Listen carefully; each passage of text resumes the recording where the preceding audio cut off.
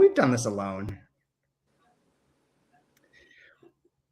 Welcome to the 2-month review of the weekly podcast brought to you by Open Letter 3%, the University of Rochester, and our fantastic Patreon supporters. I'm Chad Post from Open Letter Books, joined as always by Katie Whittemore, translator extraordinaire. Hello. And this is our podcast in which every week we take a book, break it down bit by bit, talk about it, analyze it, have fun, get into discussions, hopefully make fun of Ohio. That's a good standard to live by. And whatever. So this season we're doing 2 books, Eltit's Never Did the Fire and Daniel Hahn's Catching Fire, a translation diary that goes along with Never Did the Fire. And today we're up to page 136. This is the penultimate episode of this season, which I bring up for 2 reasons. One, finish the book for next week, and we're going to have some sort of resolution. Hopefully we'll be able to talk to Danny again as well to talk about that. Secondly, if you're a Patreon subscriber at the, I think, $10 level, you get a vote on the next book, and we will put forth a few suggestions within the Patreon, whatever you call it, channel, Patreon page, that we're considering. And if you're part of that, you can vote on it. We'll discuss it, and we'll come up with whatever season 18 will be in the not too distant future. But today, we're talking about Never Did the Fire. We're talking about Revolution. We're talking about Catching Fire. We're talking about translation. And Katie, what is your first impression of this part of the book? Well, wait. So which book? Where are we starting? Let's start with Diamella's. Okay. Yeah, I'm finding this to be I feel like I'm enjoying this a bit more because we're getting some action. That doesn't sound right, but No. I mean, I'm glad that you're doing some action, Katie. Speak for yourself. Yeah, speak for yourself, Katie. Speak for yourself. Yeah, no, but I'm really, I think that I am enjoying getting some action from Diamella. What can I say? That's it. No, but I think that here, we're seeing the actual violence and and sort of even the emotional violence of what's occurred between them, when they find themselves in this same room. So now we're going back in the past, and we know that she's out. She's been probably captured, but has been released and is pregnant. I'm assuming, right? That's the condition that we're talking about. I assume so too. Same. Okay. Yeah, because I have a question about the timeline after that I want to talk about a little bit. But and then the man, the partner, the other person in the room was also captured and presumably tortured and underwent what one of these frentistas would have undergone. In terms of bodily torture, and he's released, and they find themselves face to face in this drinking tea, eating bread in this safe house, which is where they will ultimately stay until the present time of the book, where they still are in this new cell that's created that is them. So I think it's cool. I'm enjoying the acceleration a little bit of some of the action, and it gives us insight into why the present is such as it is, the present that they're living in. Yeah. So that's. Do you like that part? Yes. Good. The action. The action. You need to get some of that. You need to get some of that hot Diamella action going on. Some of that fiery revolutionary rhetoric. Exactly. Little violence in the streets. So I've become obsessed. I've become re-obsessed with the SDS, the Weather Underground, and watched the trial of the Chicago 7 this past weekend, and wanted to talk about that a bit in relation to this book, because I think up until this moment, the revolutionary aspect of the setting, of the backdrop against which these two characters' trauma is being played out, in which we are watching slowly just be essentially I keep envisioning them being sort of like trapped in amber, like that they're unmoving, that they're sort of stuck in that place. The actual like revolutionary acts and discussions on it haven't really been part of this. And I think that's maybe, I think it's intentional on her part, but I think without that, it sort of doesn't, for me, it doesn't land as well until I got to this part with the violence, where I feel like now I'm getting more of a sense of what was at stake in their way, rather than the sort of like, we were a cell of 10, we analyzed, I wrote things, I would communist manifesto. Like the actuality of it wasn't really part of the text up until now, in my opinion. I don't know. Do you agree with that, or do you? Yeah, no, I do agree, and I wonder if, to some degree, that is like the nature of the book in translation, or the nature of the book not in Chile, or not in the Latin American context. So I wonder if there's so much subtext that, say, a Chilean writer like Diamela, or Chilean readers, or even potentially other Latin American writers and readers might not need what we need in terms of context. And so we just have to, it's interesting, that's an experience that that I often have when I'm reading literature in translation, is like, there's just things that I have to wait to understand, which I might have sort of gotten or picked up on earlier. Yeah. Okay. So I think in that regard, this sort of burst of action helps situate us in the actual terror of the time. I think that maybe that's also part of this, is that we don't have a sense necessarily early on of the horror and the fear and that was happening.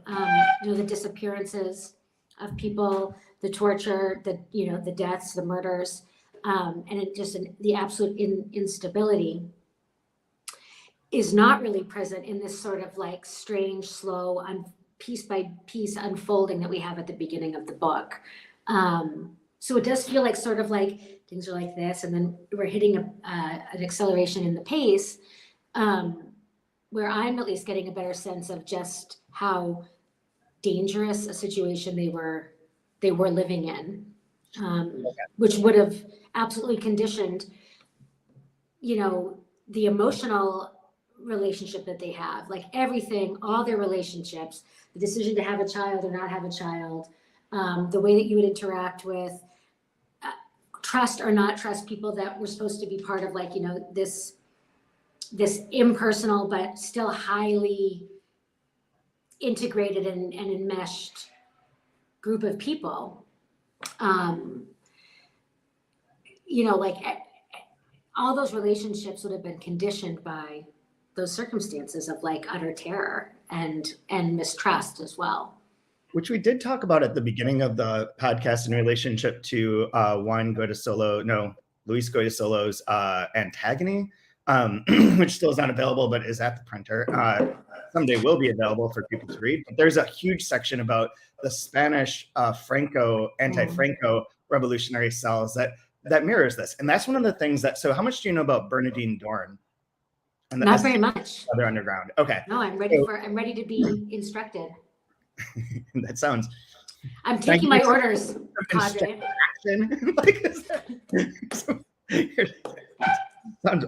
Sounds weird.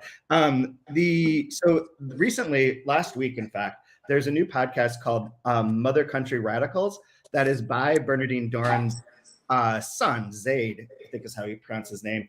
And it's basically chronicling like what happened, who his parents were. Bernardine Dohrn, who was the most dangerous woman, according to J. Edgar Hoover, the most dangerous woman in America. His dad is Bill Ayers, who caused a huge controversy. I mean, he was part of the Weather Underground as well. And he actually wrote a memoir about their times called Days of Rage, related to the protests that they helped organize because of the Chicago 7 trial that was going on, which I can get back to in a second. But in his biography, he was interviewed about it for the New York Times, and they asked him about like whether he regrets making bombs. And he said, no, I don't regret. We didn't do enough. Essentially, I don't have regrets for that. This becomes a big deal because, one, That interview ran on September 11th, 2001. 2, he was one of the people that hosted a fundraiser for Obama when he was running that's right. for president against Hillary. And Hillary talked about how he was associating with terrorists and with like the radicals that tried to destroy our country.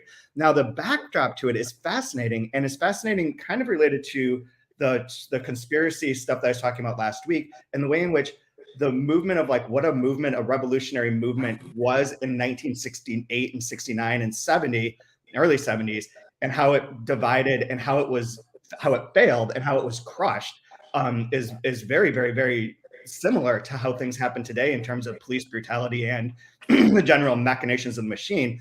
But secondly, it does sort of tie into this book really well. So the SDS, the Students for a Democratic Society, were primarily like an analyst, talky sort of revolution. Like, we got to get the proletariat on board, we'll rise up, everything will be fine, Mao is great, blah, blah, blah. And then at their big convention in 68, the Black Panthers were invited by Bernardine Dohrn, and they got up and were like, you can't fucking do this. Like, you have to like act. We have to have action. We have to like do things and bring the war home, because this is all like an anti-Vietnam protest as it starts, right? And bring the war home. And they also said a bunch of very negative things about women, that the women revolutionaries' place was to be prone within the revolution. It was very sexist and misogynistic, but it led to Bernardine Dohrn saying either we're with Black radicals and with action, or you're here like talking forever and nothing happens. And they had a walkout, and it split, and the split became the Weather Underground.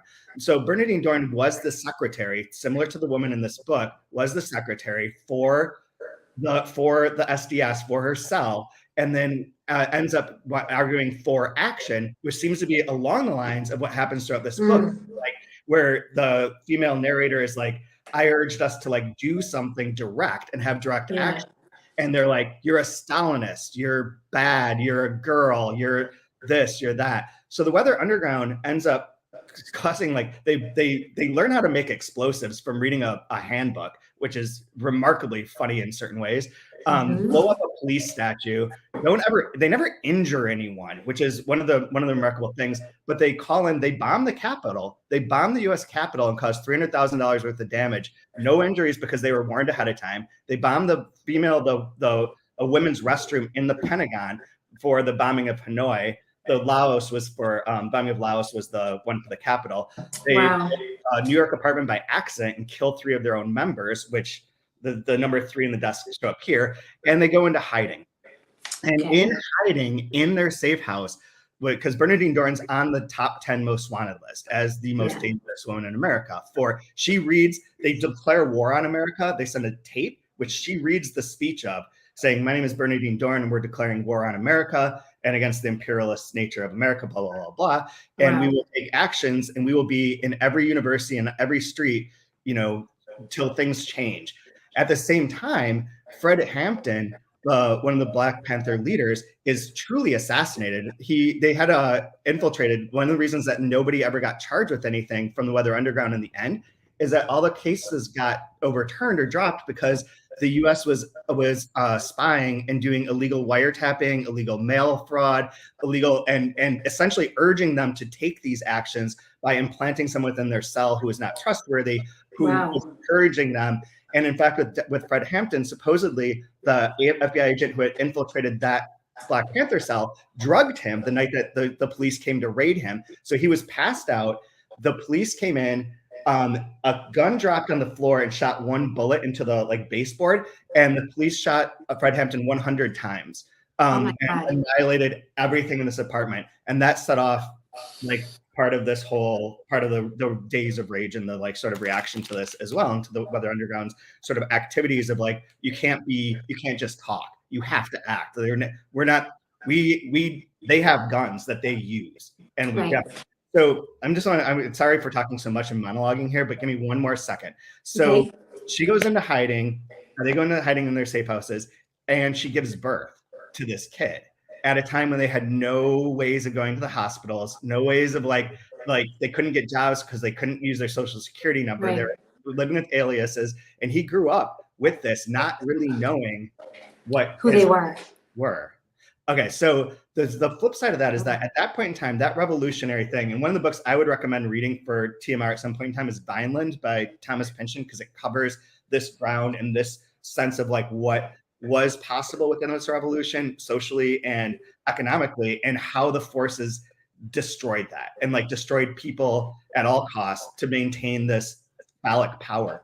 And so nowadays we have the quote unquote revolutionaries end up seeming like the Weathermen seem like the Capitol 6 insurrection people, January 6th insurrection people, right?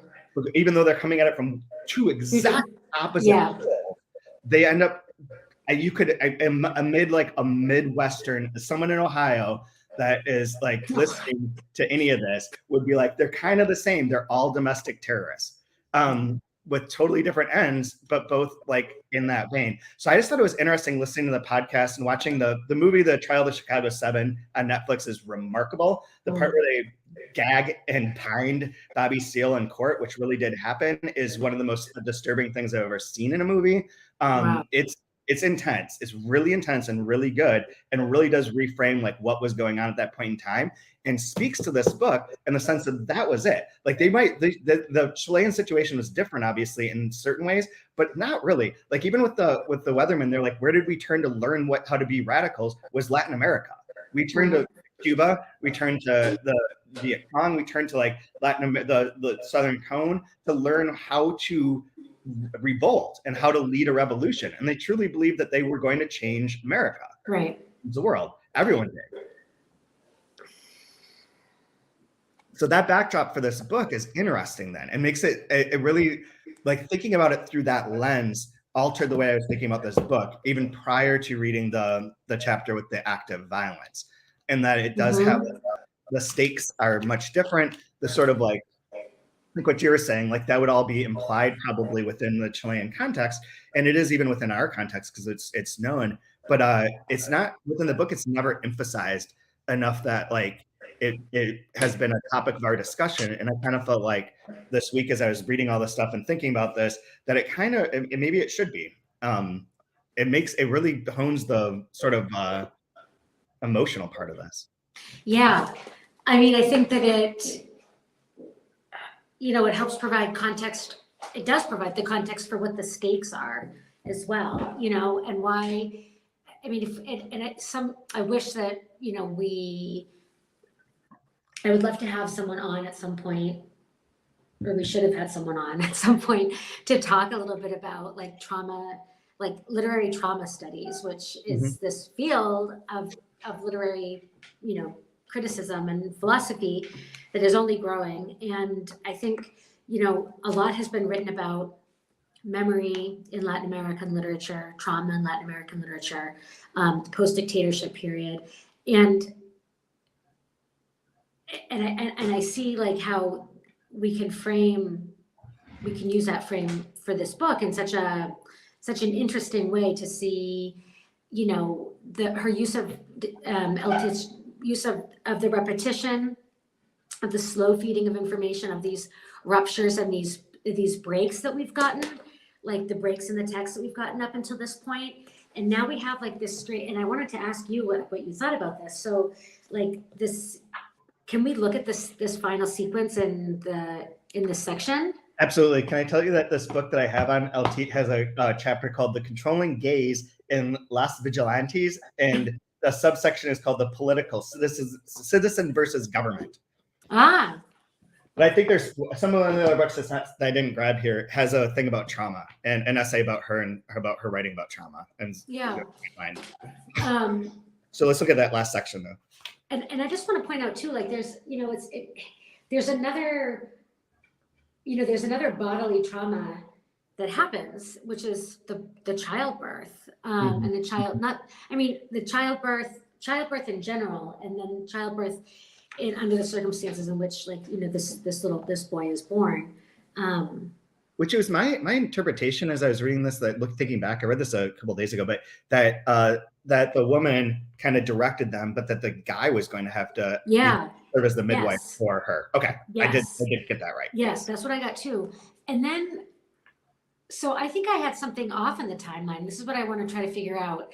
So like, earlier in the book, when we're in the present moment and they're in the bed, and she's talking about, when we start to hear her talk about the boy and the breathing and the boy dying and deciding, like, we need to take him to the hospital, we're not going to take him to the hospital. So that all occurs like when the boy is like 2, I think, right? Yeah. So that's after like the dissolution of the cell. Like that's not during the action, their political action. This is like when they are in hiding. Yeah.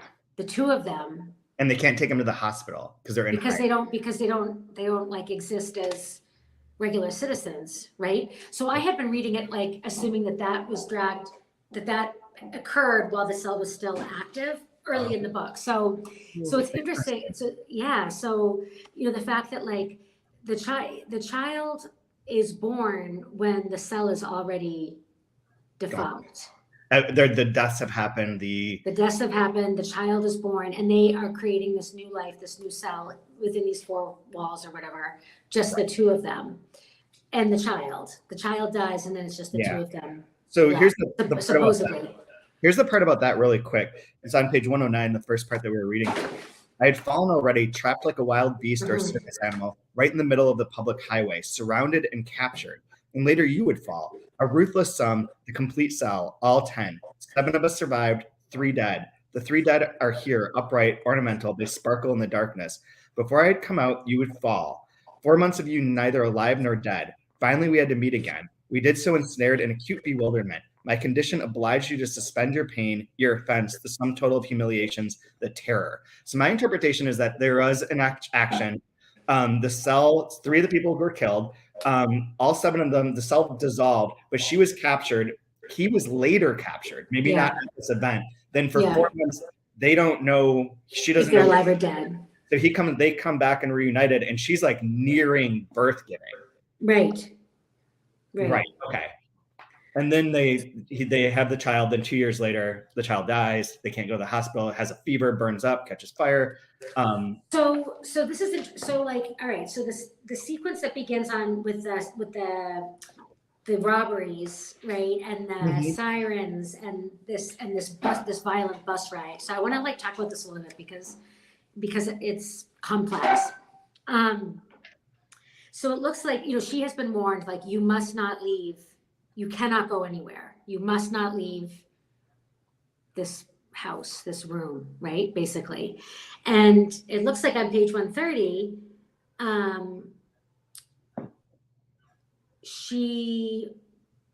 what happens? Like, she does leave. The guy falls asleep and she leaves. And she says, all right, I was an analyst.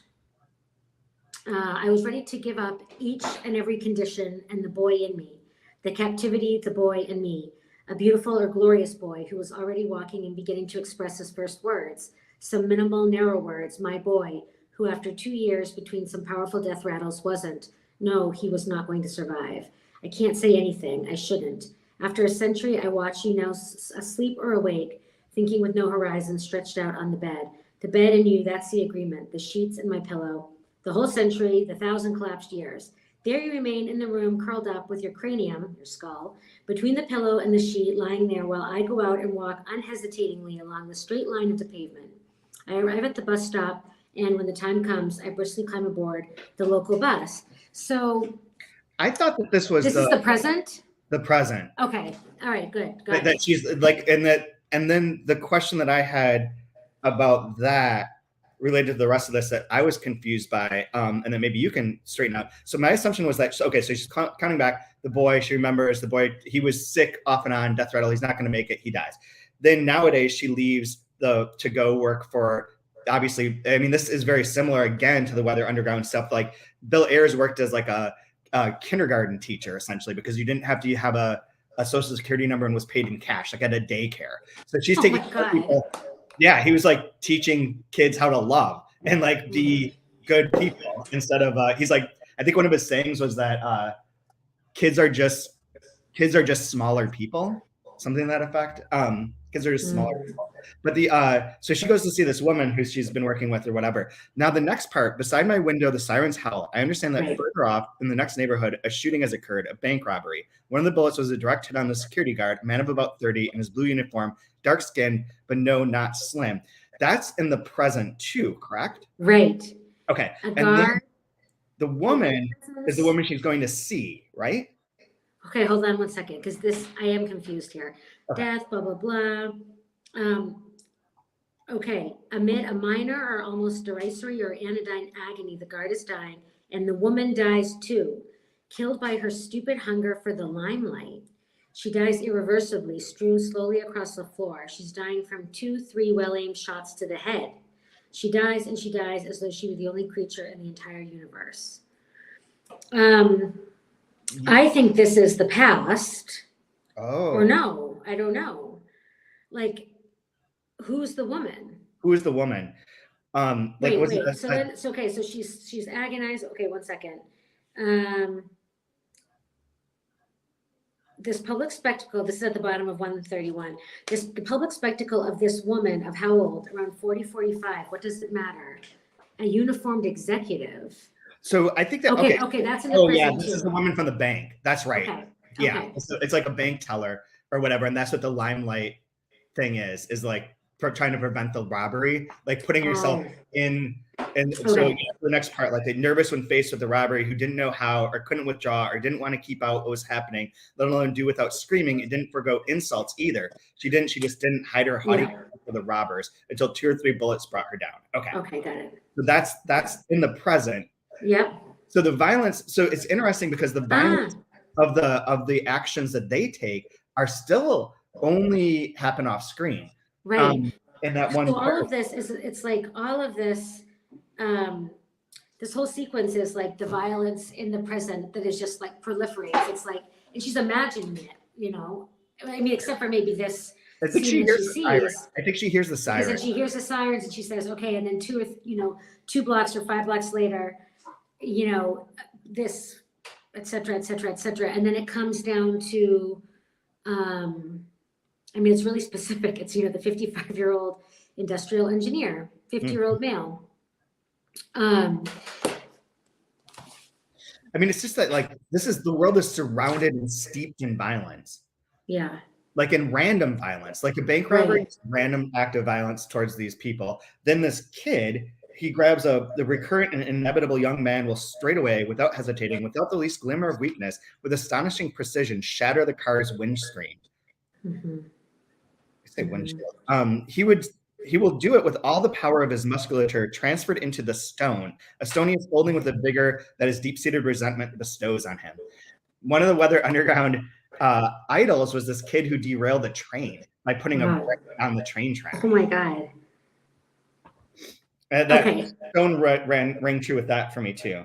I'm seeing like so many, it's like one of those like coincidental like Bader-Meinhof situations. Okay, this is really interesting. Okay, this is where I was reading quickly and got confused. Okay. So as like we're coming to an end of the sequence on 135, she gets, she's like gone through these like blocks by blocks describing these different scenes, acts of violence or crime. And she says, but everything has normalized now. It looks for a moment like a city from another century or another millennium, mute and opaque. But at the street right opposite the bus route, in a remote house that some might even consider peripheral, the pregnant woman cannot withstand the first blow to her head and falls to the kitchen floor. The blow to her head dizzies her, its force and the dry, bony sound. She understands that she ought to get up onto her 2 feet and try to run away. Do it right now, stand up. But at the same time, she knows the blow will fall again and again, chaotically on her body, her head, her ribs, her leg, a foot, her arm. It broke both her hands. This time she really is going to be killed. A crime of passion. Another one. Now we switch. My own. On this exact day, when no more than 7 minutes have gone by, she will be lifeless on the kitchen floor. She knows it. She knows she has these minutes of life. It's this awful, awful, awful drawn out. Yeah, I mean, this is, sequence. I won't read the whole thing, obviously, but there's one line, truly the last thing that woman managed to think, perhaps it was no more than a word, was a command. Stop. then nothing. Everything ceased, meaning it was gone. Yeah. And then she switches. It's like the bone in the cheek brings her back to the room and back to the partner. You arrived with your ill-treated bone. Like she describes it, like it looks like, like in the torture or whatever, they had broken, a bone in his face. Sat down in the chair. After months, I sat down to the table, the same one we have now, stretched between us. Then you lay down on my bed and fell asleep. Now, as gunshots echo across the city, you will be sunk into the bed. Okay, so now we're back in the present, the usual one, just as I get off the bus, and as I walk as straight as I can, etc., etc. Okay, nor does my shoulder, things don't hurt, while I attempt on a perfectly ordinary walk to look like I'm somebody I know, someone I control. But I have doubts. And I waver, astonished at the very possibility of being a woman I know and control. Yeah, if I were editing this book as an original, I would have moved this chapter much earlier. Yeah. I think it should be about a third of the way in. Yeah. Rather than, like the last bit here. I mean, it answers a lot of questions, or not even answers them, but just provides like a bit more solidity. The context. And the context, but I think that's maybe that's the point. Is there? Well, two things could be happening. One is that it's destabilizing to not have the context, and that could be perfectly intentional. I think it's intentional. I don't know that it works. Yeah, those are two different things. Yep, exactly. And I also think that there might be more context in the original, like for readers of the original. Like if she were writing, I don't know, but I mean, I assume she's not writing for a Chilean context, but that is the context. Yeah, I mean, I really like this part. This helps explain to me too, like, why is she going to these people's houses? I had like, I thought I was waiting for some like big reveal that like one of them was like a, I don't know. I didn't know who they were going to be, but it's really just that she has to be paid under the table, like as, a white girl shit. Living in this safe house. I mean, she keeps saying 100 years, 1,000 years. It's been this shit. But like, if you're in one room, in one house, living underground amid like crazy violence, after you had been assaulted by police and tortured by the police, as we can assume or read out of this without much hesitation, it would seem like 100 years. It could be a couple months after the death of the child, and you wouldn't necessarily know. I mean, yes, except for like if she's saying at the beginning when she talks about like, well, this century that is no longer ours, like, right. So I'm reading that from the beginning is that the present is in the 21st century.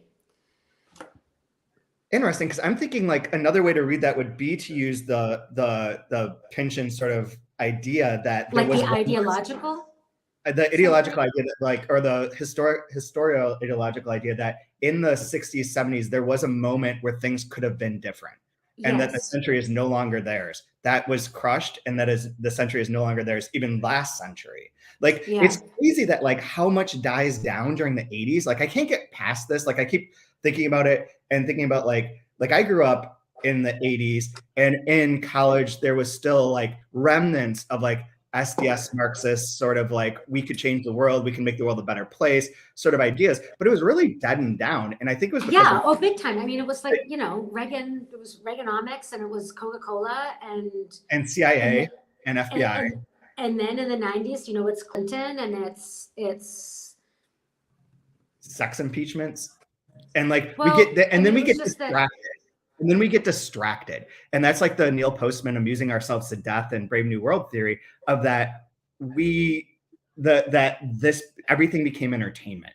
That we'd stop paying attention to like the struggles, the need for social justice and equality in various ways. And instead we're just like watching an impeachment trial because someone shoved a cigar up someone's crotch. Like, it's a crazy world to go from one to the other. You've got like people being slaughtered, and then you have like this kind of almost three-ring circus in which, to be honest, like the Monica Lewinsky was so mistreated in that whole thing. And I know that you watched the same show that I did, the American Crime thing about it, which was like really harrowing in various ways. And I don't want to get into that, but like the idea that like we start just becoming more and more amused by stuff. We get the cable TV, we get the internet, we get the proliferation. There's no more after the 90s, everything. That's the last time that media wasn't, is it disintermediated, or was when everyone watched the same thing. We all knew the same thing.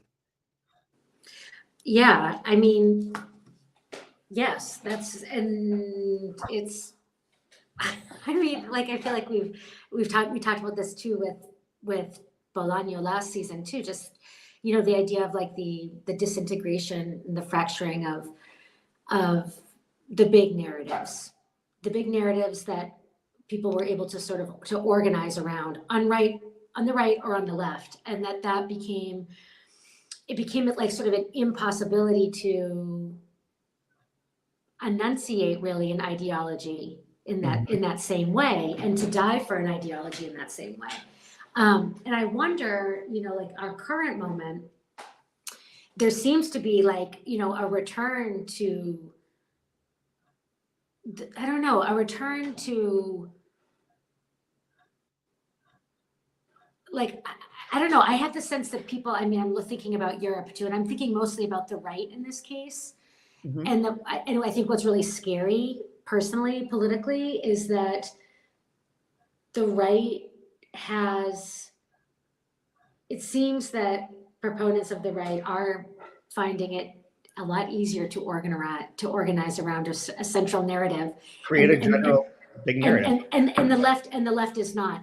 And Definitely. so like, so in terms of, yeah, like, have we seen a left since the late 1960s that has been viable in terms of actual change, and, you know, being prepared to violently usher it in. So, but in terms of this book, and I think what Eltit is doing that's so interesting is that impossibility. I mean, for me, this is the reading I'm giving it to. Like that impossibility of I guess like bodily integrity on a social and political level, like of, you know, the maintaining the integrity and the health of a cell, of a society, of a humanity, is also of a child. Is then brought down onto this really, really personal level, which is the most personal level, I think, for me anyway, and that is of, you know, of your body, the female body, the womb, the child,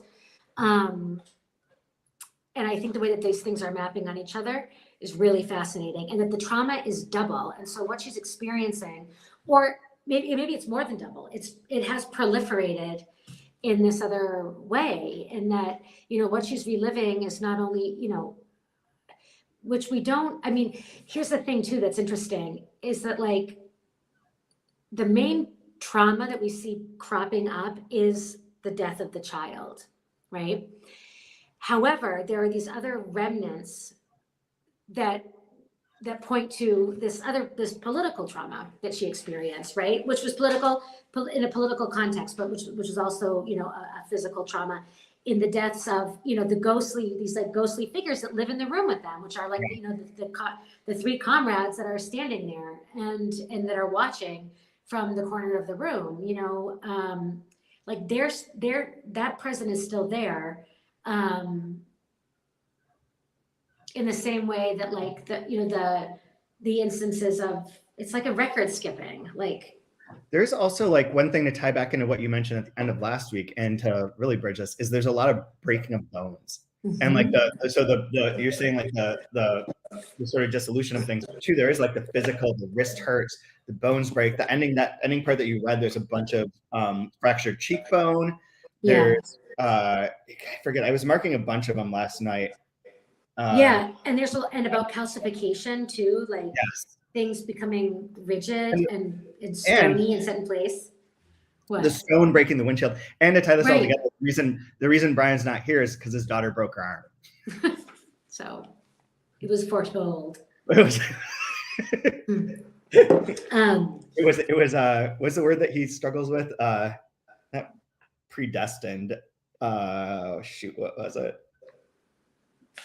Where the Brian struggles with? Section. No, in Danny's section where it's like not foretold, not like presaged, but he struggles with the word. I'll find it in a second. So as you're looking, I want to just highlight this interesting thing, this on 135 that Diamela does that I think is really cool. This time she really is going to be killed. A crime of passion. Another one, my own. That one's interesting. I don't know what that. And I want to know what this. Yeah. And like what is this other crime of passion? Her own. But I think calling it the crime of passion, like she's saying, she's in this house, she's pregnant, this woman in the present that's being killed. It's a crime of passion. And then we have this really dispassionate scene in some ways between the two of them when the partner finds that she's so heavily pregnant. Do you think Jimena was the woman that he was dancing with? That oh, right. Yeah. Like, because now Jimena's got to she's the only one who's taking care of her. She found in the house. There's they're sort of bound up in this way, but we know that at one point he was dancing with someone else. So I wonder if there'll be something more with Jimena. Yeah, I mean things are really, really speeding up here. Yeah. We have a few pages left, but nevertheless. So one of the things I wanted to ask you, I can't find it now. But it was something. Oh, here it is. Purpose was Destino. Oh yeah. Destination, and then he chose purpose for that. It was destined. Yeah. Was the joke I could have made about Brian's daughter's. Yes. But I couldn't get there because I'm an idiot, and and that's what that is.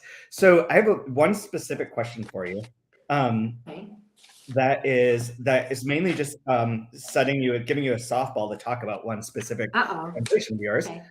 So on page 159, he says he's struggling with a strange reference to some sort of judge in a legal system I can't quite understand in relation to car accidents.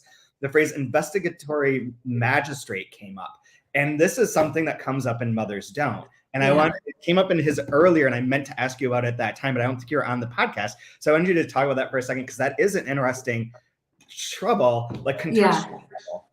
Yeah. I think I translated it as the investigating judge.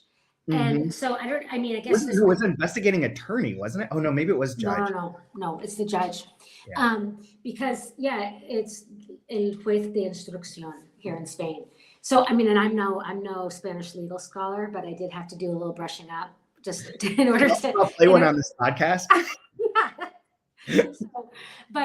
So in this system for certain types of crimes, there's an investigating judge who oversees the police investigation of a crime. And then that judge will also sort of, I guess, sit in judgment of the case, or if at least if sort of what the grand jury situation would be where do they do that? When they're going to see if there's enough evidence to go to court or to press charges or whatever. So,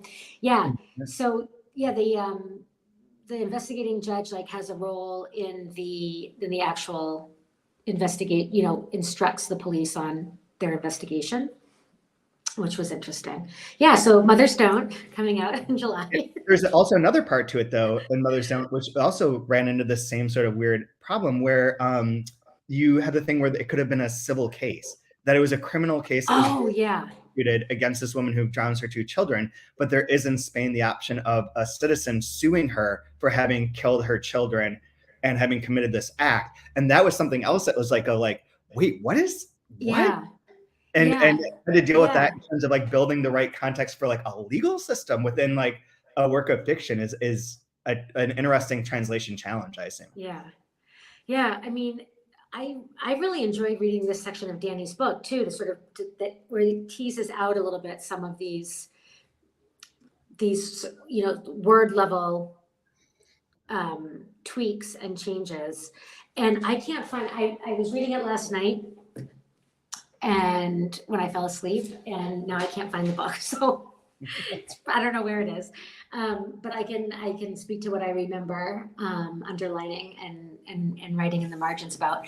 But yeah, like the process of the revision process, I think this is a very interesting part of translation and of learning about what other translators do and how they do it. And so, with this book is not a long book, so he describes by the end of the week or however many days he's going to have done one reading and then another reading and then another reading, and that you get down to sort of like the nitty-gritty of I liked how he talked about how this part of the process is about how you want the reader to like be like led through the text. In a sense, what? You're smiling? Well, for those of you that are joining us on the podcast, Chad is smiling on the video cast. So, because on the first page, I was looking to see what other things I noted, and on page 131, I circled linger and put Katie will sing the Cranberries. I will not. I have been not after the last time I tried to sing on this podcast. You're gonna sing We Don't Talk About Bruno, right? We don't talk about Lucho? We don't talk about Lucho. Which I still think is such a missed opportunity. Such a missed opportunity. At page 152, we did not talk about Lucho. Goddamn close. It's so good. It's so good. It's so good. Yeah, so the revision, so this aspect of the process is really interesting to kind of have a little bit of a window into it. And it makes me think about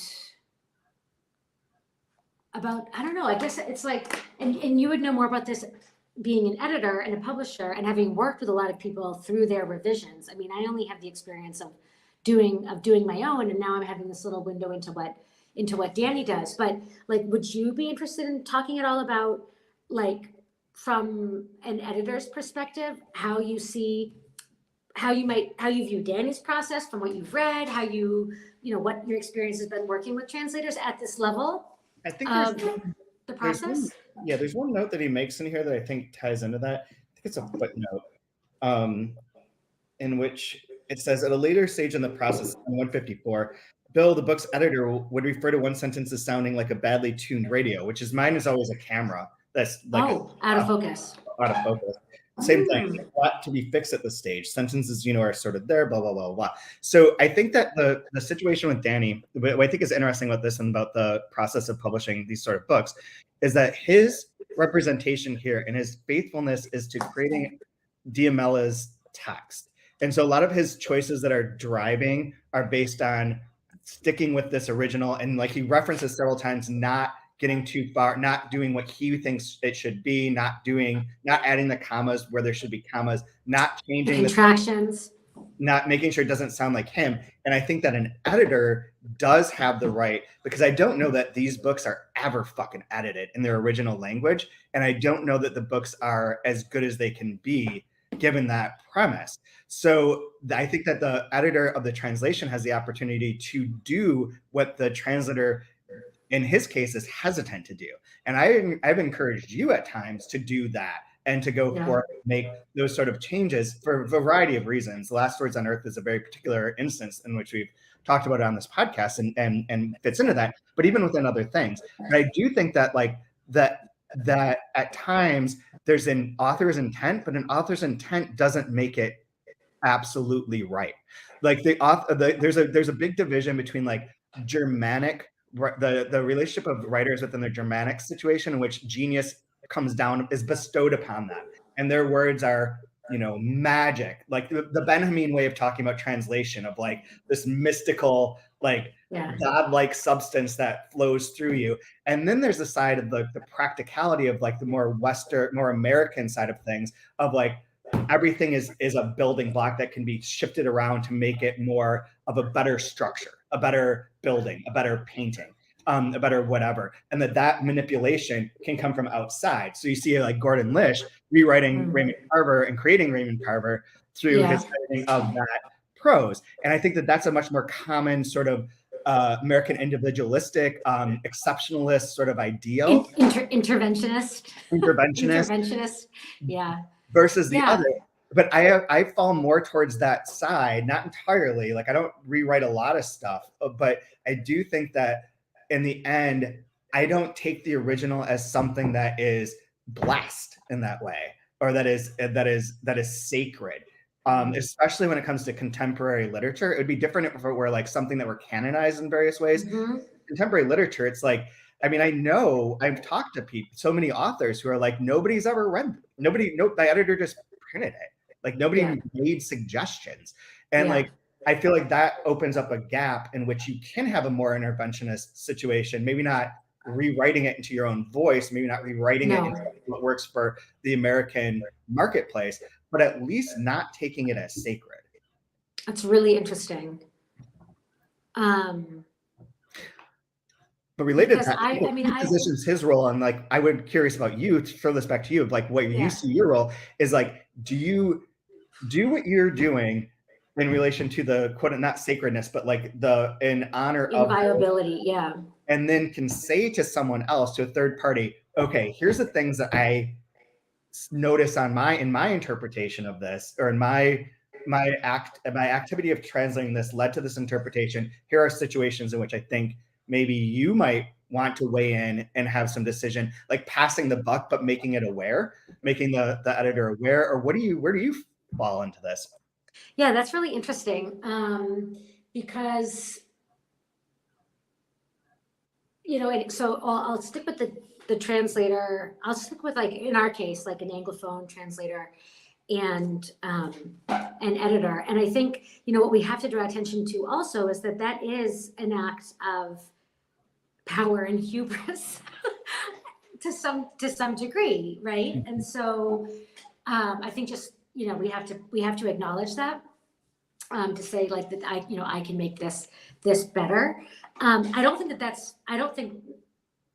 that isn't true in some cases, especially where, as you say, you have writers who are edited, let's say, with a very, very light touch in the original, and each sort of like, right, publishing sphere in the various countries have their own ways of doing things or not. And so, so sometimes the work can really, really benefit from that type of sort of intense scrutiny that is constructive, and in sort of the spirit of really making the book the best it can be. That, I think, does have to be between the Anglophone editor, translator, and the original author. That has to be a partnership. Like, I don't think that's something that can be performed upon, or it shouldn't be performed upon a text without, like the, permission or participation or collaboration of the original writer, if, he, she, or they are living. Unless they're an asshole. What's that? Unless they're an asshole. Unless they're an asshole, and then, all bets are off, right? Yep. And for me, yeah, absolutely. I mean, there have been times where, I'm absolutely, like, I think that the editor luckily can sort of be the scapegoat in a lot of cases for the translator. Like in my case with you, like I've been able to say, I guess you just sort of it does feel not like getting permission, but sort of like getting, you have backup in that other pair of eyes, that other set of eyes reading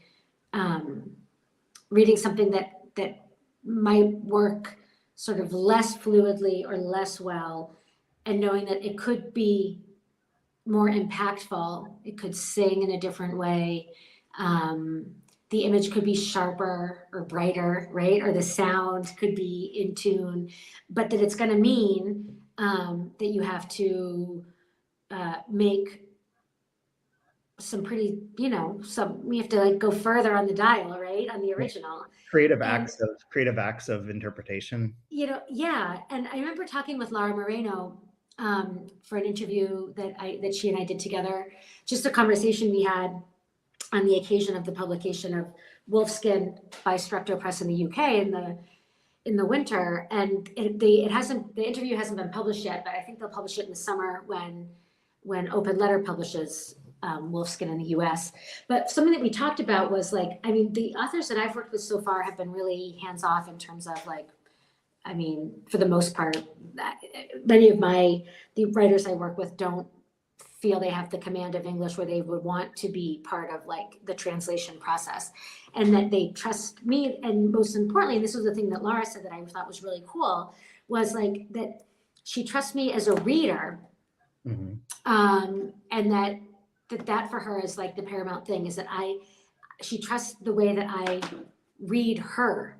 Right. And the care that I took with reading her work and understanding her project as a writer. And I thought that was really interesting, because to some degree, I mean, her point was like, I already wrote my book. I wrote a book, and now you're writing another book. And that's kind of your job, is what she was saying. Like, she was being a little facetious, but basically she was like, I wrote my book, now you go write your book. Meaning, you go write Wolfskin. I wrote Piel de Lobo. Right. And so, yeah, I mean, my personal philosophy is to be quite flexible in that way, because I do think that you can be very, very faithful to a text, and have it in some ways look really quite different on a sentence level from the original, which scares me. Like, I'm scared to, say this and to admit it. Like, but I loved looking at I loved looking at the original. Since I read Spanish, it was really cool to be able to compare. And so I think I would like to do something like that with one of my own translations, like annotate kind of the way he did, where you have the original and then like a first pass, second pass, third pass, and you keep moving through, and then see ultimately what you end up with, which is what gets published. Like the iterations between the original and then the first draft, and then what is finally published can be very varied, and I think that was really cool. And this was to be able to see a progression. Yeah. It was cool to see someone else's progression for sure. Absolutely. That's my favorite part so far. I mean, I like all of it, but I like that quite a bit too. So it's very specific. Should probably wrap up here. Do you have a favorite line? You don't talk about Lucho? I almost got you. I'm not going to sing it, but I'll hum it. And now we'll have that in our heads. Gotta have linger. Gotta linger. Linger is 100% going to be the music. There's no way I'm singing the Cranberries. I don't have. It's Dolores, right? Wasn't Dolores? Was Dolores. R.I.P. Well, okay. I don't really have a favorite line. There's nothing really in here that was. Let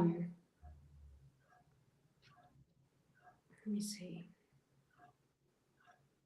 Oh, I do have one other question for you that is related to Danny's book before we go on here or finish up. Is he references the thing about everything being about bread being difficult, and I don't know that I ever quite understand. Maybe we can talk about this next week. I'll pull out the references, but he says it a few times in his diary about bread. Can you read that? Can you read? I don't have the book in front of me. You find a line, I'll find that. Okay, I do have my line. It's on page 111. Yeah, I really loved this. This for me is like, for me personally, in my reading of this book, it's key.